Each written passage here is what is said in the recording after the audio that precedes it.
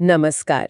आज हम एक बहुत ही मशहूर किताब पर आधारित समीक्षा की बात करने वाले हैं, रॉबर्ट कियोसाकी की रिच डैड पुअर डैड। हाँ, ये किताब तो पर्सनल फाइनेंस में कदम रखने वालों के लिए एक तरह से एंट्री पॉइंट रही है। बिल्कुल। तो हमारे पास जो स्रोत है वो इसी किताब का विश्लेषण करता है। चलिए देखते हैं उसमें क्या खास है। जी, स्रूत भी मानता है कि इसका असर बहुत बड़ा रहा है। ये कहानी है दो पिताओं की, एक जिनकी सोच अमीर वाली है और दूसरे जिनकी पारंपरिक सोच है। अच्छा।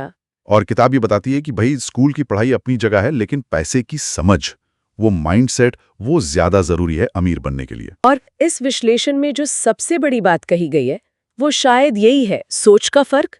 कियोसाकी का वो कहना कि गरीब और मिडिल क्लास पैसे के लिए काम करते हैं। हाँ, और अमीर का पैसा उनके लिए काम करता है। ये लाइन ही पूरी किताब का कह सकते हैं सार है। सही कहा। और इसी से जुड़ा है वो एसेट्स और लायबिलिटीज वाला कॉन्सेप्ट। बिल्कुल। और स्रोत इस बात पर भी गौर करता है कि कियोसाकी ने इसे जानबूझकर कितना सरल रखा है। मतलब एसेट वो जो पैसा जेब में डाले, हाँ। लायबिलिटी वो जो पैसा निकाले।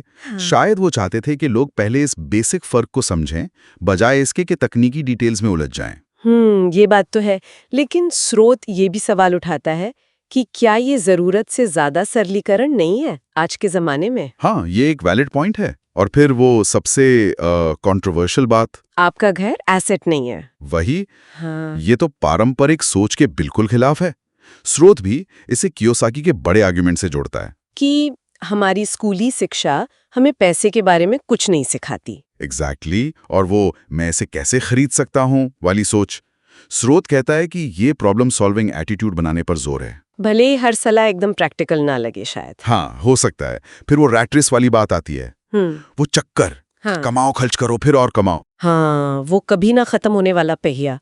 तो स्रोत कियोसाकी के जो रास्ते हैं इससे निकलने के, जैसे पैसिव इनकम या बिजनेस, उनके बारे में क्या कहता है? देखिए, स्रोत मानता है कि ये आइडियाज बहुत मोटिवेटिंग हैं, लोगों को नौकरी से आगे सोचने पर मजबूर करते हैं। अच्छा। लेकिन वो ये भी इशारा करता है कि शायद किताब में जो निवेश के तरीके हैं, जैसे रियल एस्टेट या स्टॉक्स, उनके रिस्क को थोड़ा कम करके दिखाया गया है।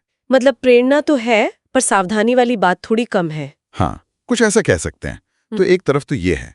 तो फिर किताब की खूबियां क्या है? स्रोत के हिसाब से ये इतनी चली क्यों? स्रोत कहता है कि इसकी सबसे बड़ी ताकत है इसकी सादगी। भाषा बहुत सरल है। हाँ, वो तो है। कहानी कहने का अंदाज है जो लोगों को बांधे रखता है, और ये लोगों को चैलेंज करती है पैसे, नौकरी, पढ़ाई के बारे में उनकी पुरानी सोच को। सही बात है। ये सोचने पर मजबूर तो करती है। हाँ, इसीलिए शायद इतने लोगों ने इसे पढ़ा, पहली बार फाइनेंस का बारे में सोचने लगे। लेकिन फिर कमजोरियां भी होंगी। स्रोत किन आलोचनाओं पर फोकस करता है? बिल्कुल। एक तो ये कि इसमें अक्सर ठोस कदम दर कदम वाली सलाह नहीं मिलती। अच्छा, मतलब कैसे करें वाला पार्ट मिसिंग है थोड़ा। हाँ, कह सकते हैं। और कुछ कॉन्सेप्ट्स जैसे एसेट लायबिलिटी, उन्हें जरूरत से ज्यादा ही सिंप्लीफाई कर दिया है। और एक बहुत बड़ा सवाल जो स्रोत उठाता है वो है रिच डैड के किरदार की असलियत पर। क्या वो सच में थे या सिर्फ एक कहानी का पात्र? हाँ, इससे किताब की क्रेडिबिलिटी पर सवाल तो उठता ही है। इन सब आलोचनाओं के बावजूद, जैसा स्रोत भी बताता है, असर तो देखिए। करोड़ों कॉपी बिकी, गेम, सेमिनार, एक पूरी इंडस्ट्री बन गई। हाँ, ये बात तो है। स्रोत के हिसाब से इतनी आलोचना के बाद भी ये सफलता क्यों? शायद इसलिए कि ये लोगों की जो एक अंदरूनी चिंता होती है ना, नौकरी और पैसे को लेकर, ये उसे छूती है। स्रोत के मुताबिक ये एक सीधी लुभावनी उम्मीद देती है कि देखो, रास्ता है, कोई भी अमीर बन सकता है, भले ही वो रास्ता असल में उतना सीधा न हो। तो ये मैसेज लोगों को बहुत अपील करता है। बिल्कुल।